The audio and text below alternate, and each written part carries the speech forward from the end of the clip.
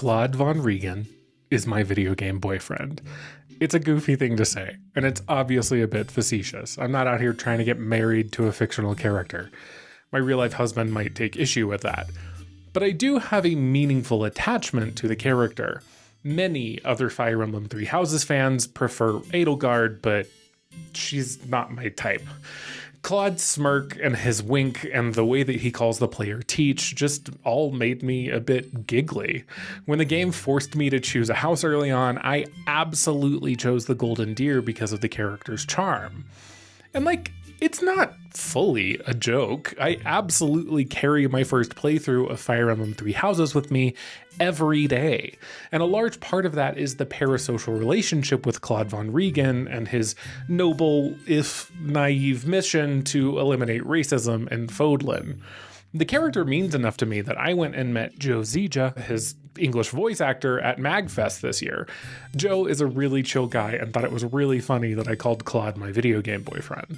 I think Fire Emblem as a series is uniquely good at getting the player invested in characters in this way. Sure, Fire Emblem Three Houses specifically goes really deep into the Persona-style relationship sim, but I don't just mean that. I think that there are several elements in the series that create a connection between the player and the typically very large casts these games have. I'm not 100% sure that this is intended, but in my experience with Fire Emblem games, I start to get little mini parties that form out of habit. 3 to 4 characters who tend to travel together across the map. Maybe a couple of their moves synergize, or maybe one is more of a glass cannon character and needs a healer to follow them around. Purely from repetition or the length of the game, I associate these characters together. This is a concept built into the game's mechanics, even in the narrative light entries. If you use 2 characters together on battle maps, their support level will rise. This goes back to the Binding Blade from 2002, and earlier, more hidden versions of this mechanic are present in the series as well. As you get into the more modern games, support levels can unlock little pieces of dialogue or even small story scenes that flesh out these relationships. In many cases, they contribute directly to romances between the characters. This idea goes back to Genealogy of the Holy War, a game that existed long before support levels were a thing. If you pair up characters on the battlefield in that game enough, eventually it will just tell you that they are married, and then later, after a time skip, you might find that your party consists of the children of those characters. This idea was then followed up on in Fire Emblem Awakening, which was originally designed to be the last Fire Emblem game, so it included many homages to previous Fire Emblem entries. In that game, you eventually recruit the children of your party members that have achieved a certain support level. These mechanics allow you to build narratives about the characters for yourself, and some games build those narratives for you. Those narratives, both self-created and explicit, are what made me interested in tactics games at all. After playing Fire Emblem Three Houses for the first time, and then seeking out other games like it, I found that I just couldn't enjoy these kinds of games just for the combat, because none of it mattered if I didn't care for the characters that the little sprites on the battlefield represented. In my last video on why Persona leaves you feeling empty, I talked about Alan Kempton's levels of connections to virtual worlds. But if you didn't watch that, here is a quick explainer. The first of these levels is immersion, and this is the feeling of being surrounded by a virtual world. The second is present, which is characterized by a perception that the virtual world will react to your inputs. But it's the third and fourth levels of connection that I want to discuss in this video. The third level of connection to virtual worlds is parasocial interaction. On top of the physical or spatial sense of presence within a virtual world, parasocial interaction adds on the social layers of video games. Kempton quotes Jenn and Park, who describe parasocial interaction as users responding to representations of humans in a manner that is typical of any social relationship. When Fire Emblem ups the support level between 2 characters after they take out an enemy together on the battlefield, that's a parasocial interaction. Choosing to begin a romance in a Persona game is a parasocial interaction that I, the player, can use to connect more deeply to a game's world, including the social graph of characters within that world. The deepest level of connection that Kempton describes is called persona, and while it is a funny name given the topic of RPGs, it is also a descriptive name. Persona is the full identification with and lack of distinction between oneself and the avatar that inhabits the virtual world. While still obviously physically present in the real world, the player has inserted themselves into the virtual world and is operating within that world as themselves. Bartle describes this level of connection as directly being there, not role-playing a being, you are a being, not assuming identity, you are that identity, no level of indirection, no filtering, no question, you are there. I believe that Fire Emblem games, as well as many other RPG series, create moments of setup and payoff that lead to deeper connection within their worlds. They create mechanical and narrative opportunities for parasocial interaction, and when those moments are paid off later in the game, either by meaningful story beats or maybe a novel mechanical choice, the player may deepen their connection to that world and its characters, which can lead to players reaching the level of persona. What the hell am I talking about? Here's an example. Fire Emblem Three Houses is a game where you play a professor. You spend hours upon hours in the first half of the game teaching your students, having meals with them, and accompanying them into battle. You have tiny moments where you interact with them and begin to understand them as characters. Then, halfway through the game, the school is attacked.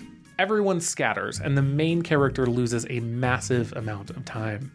In most routes, when they reappear, they return to the school looking for answers, only to be ambushed. The odds are quickly overwhelming, but just when you think you're gonna lose, members of your class begin to arrive. You take a turn, fight some of the enemies back, and then more of your students join the fight. Eventually, as more of your friends join you, your victory is all but certain. In my case, I had chills. I was pumping my fists. I was hootin' and hollering, as they say. While structurally quite different, Fire Emblem does something similar in emotional impact in the Path of Radiance and Radiant Dawn games. In Path of Radiance, you play as Ike of Smash fame, from his first day as a mercenary in his father's company, through his fate becoming entangled with the invasion of his home country, to his leading a liberation army to victory. As the game goes on, you gain more and more allies from different walks of life, many of whom initially have serious differences in beliefs and ideology to Ike. Some of the characters who join your party are defectors from Dayan, the invading kingdom. Others are refugees who've been enslaved by Dayan. Some are staunch believers in restoring the regime that your home country destroyed in its invasion, and others suffered immensely under those very systems. Characters join your army for all sorts of reasons, and Path of Radiance does an incredible job of showing the relationships that develop between these different allies, the arguments that the characters have, and the work it takes on all sides for some of the relationships to move past their hostility and into a mutual respect. Not all of these relationships move past that hostility, in fact, and the depiction of that conflict is powerful too. And Ike, through his deep compassion and willingness to listen and learn, genuinely earns the regard of all his comrades and becomes a dependable ally against systems of oppression, even ones that he's benefited from. But that's just the setup.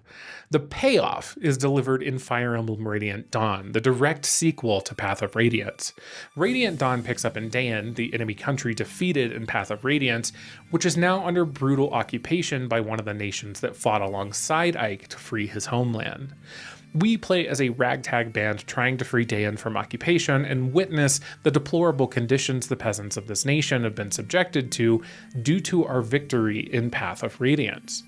Some of our party members in Radiant Dawn even fought alongside Ike in the first game, and still other old allies of Ike's join our cause. This switch in perspective alone would be interesting enough, but we switch again and again, eventually following multiple different armies populated with a mix of old familiar faces and new additions to the story. As the political situation spins out of control, the armies we control end up directly fighting each other, and we play out different sides of this conflict from chapter to chapter. It's like Fire Emblem Three Houses if you combined all of the routes into one path and then just played them each in turn. As a result of these clashes, some of the very characters you watched build relationships and mutual respect in Path of Radiance end up fighting and maybe even killing each other in Radiant Dawn. It can be brutal to watch, and these characters also have unique dialogue whenever they do encounter each other in battle. Sometimes, though, the relationships these characters have built up before means there's another option, and one character can recruit their former ally onto their side of this battle. It's nice to see, but also bittersweet, because you know that next chapter, you'll have lost the very unit you just recruited once you swap perspectives again. And sometimes there is no option to recruit, because neither character can back down from their reasons for fighting on the side that they're on. They both know it, and as the player, we know it too, and we know why each character understands the other's reasons. It's because we've spent so much time with these characters that it hurts so bad, and it hurts us the way it hurts them. My writing partner Lex has a similar story about playing Clair Obscur Expedition 33. In her game, she played Lune as a healer, and Maëlle was constantly in need of healing. In every battle, Maëlle would take damage and Lune would patch her right up. It was this small interaction between these characters that built a sort of narrative between them. So she's being healed all the time, and then there was a moment in the story in a cutscene where Maëlle got hurt and Lune reaches down and heals her the exact same way she was I constantly had her doing. And it was this beautiful moment of integration where it was like the relationship that they have in my head is now being reinforced by the story. This emergent experience, while not fully scripted, is a powerful tool for connection to these characters and to the world they are a part of. And it is built with the tools of perception and of time. Phenomenologist Alfred Schutz described the process of deepening our bonds with other human beings as growing older together. I am not a sociologist or a philosopher, but the way that I understand what Schutz meant is that as people, we perceive each other and we act based on that perception. Then we perceive those new actions, and based on our knowledge of the past of the people we're with, we act yet again. Over a duration, as we interact in response to each other again and again, we change as people, and our relationship between each other changes as well. This becomes how we understand each other and form our bonds with one another. These bonds then go on to affect how we perceive and react to each other in the future. This shared subjective understanding of the world is referred to by social psychologists as intersubjectivity. In this context, you can think of intersubjectivity kind of like the foundation of empathy. I am aware that you have your own subjective experience of life, and you're aware that I have my own subjective experience of life. And when we react with each other while both knowing about each other's limited perspectives, we create a shared world of meaning and understanding. There's more to it than this and a billion different ways it branches off, but at the core, it's about recognizing that other people are also subjects in the world rather than objects. It's kind of a rejection of the old philosophical idea that I'm only sure that my own consciousness exists, because our experiences are so impacted by our interactions with each other. And the human experience is made up of a web of meaning that we all collectively and intentionally create via our interactions with each other. If we adapt these ideas to video games, even though NPCs are written characters and not actually existing people, the way that we connect to them, if they're well written, evokes a similar feeling to the one we get when we know that another person is a whole world unto themselves with their own perspective and experience. And because of this similarity, we still try to create understanding together and both change and are impacted by these interpersonal interactions. Often, games even give us the chance to mechanically change characters' lives, adding a bit more depth to this parasocial intersubjectivity. Whether you believe that your parasocial interaction is building a social connection to a character, an idea, or an unknown writer behind the scenes, the thing that makes the social connection true is that intersubjectivity. The limited perspective of a human, or in this case of a character, is the point. It's why NPCs with dialogue generated by language models will never and can never create the same level of connection that a fully authored NPC is capable of. But growing older together can feel dangerous. The longer you spend with characters, the deeper your connection goes, the more you have to lose. Empathy can be what makes RPG characters feel like friends or family. It's also what puts them at risk. Mass Effect 2's suicide mission finale is maybe the best example of these stakes. Depending on the decisions you've made through the entirety of the game, every member of your crew can die or they can all survive. Some of these things come down to who you choose to assign to different aspects of the mission at the very end. You'll want an extremely capable biotic to shield your team along the mission, for example. But the game asks a lot more of you in order for the best results. You must completely upgrade your ship, the Normandy, and if you don't, you're going to lose party members. At this point in the series, assuming you played the first game, you've spent over 50 hours on a version of the ship. You know both versions of its interior by heart, and you know where each of your crew will be waiting to chat with you after a mission. You remember where your version of Shepard rallied their crew, and you remember where your romance with your favorite character began. You remember the arguments held on the ship and how the crew has changed between games.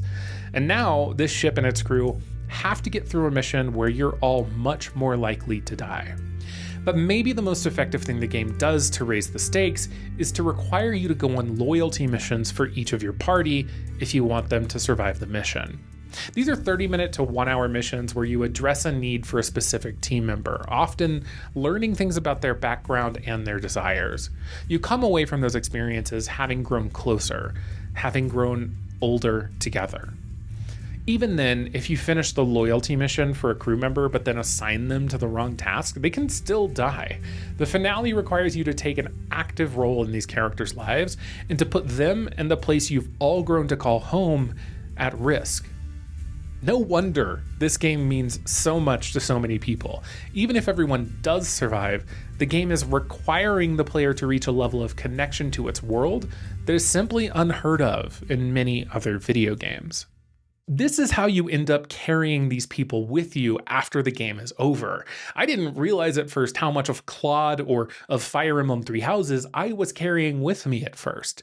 The trailer for Fire Emblem Three Hopes, set in an alternate universe version of Fódlan, started to reveal that to me. But it was the title screen of Three Hopes that was transportive. Just the image of Garrick Mach and the music and the UI sounds made me feel like I'd returned home. It was like I had finally attained that thing my heart was desperately searching for when I was in the empty void after finishing Three Houses that first time. I'd attained the unattainable just from a few memorable notes. Which is to say that music is another extremely effective method of connecting the player to a game world. But that is for the next video. Give this video a like, subscribe to the channel, and remember that Lune and Mael story from earlier? That is Clair Obscur Expedition 33 building connection with the player by doing everything right. But I have a members-only video on Patreon and Ko-Fi about why I think Clair Obscur gets player immersion all wrong. It's $2 if you want to hear me out. Links are in the description. Just a few thanks before we go. Thank you to my writing partner Lex for writing this video with me. Thank you to Scout and Steven for your voices showing up in this video. Thank you to YouTubers Actual Lizard, Barry Razzie, Big Clingy, Mega Man NG, Linkmaster, Film Geek of Doom, X Latalis, Evil Chicken Media, Decotunes, and Desticia Sasena for various gameplay footage used in this video. All of the research sources are in the description, and I thank you so much for watching this video.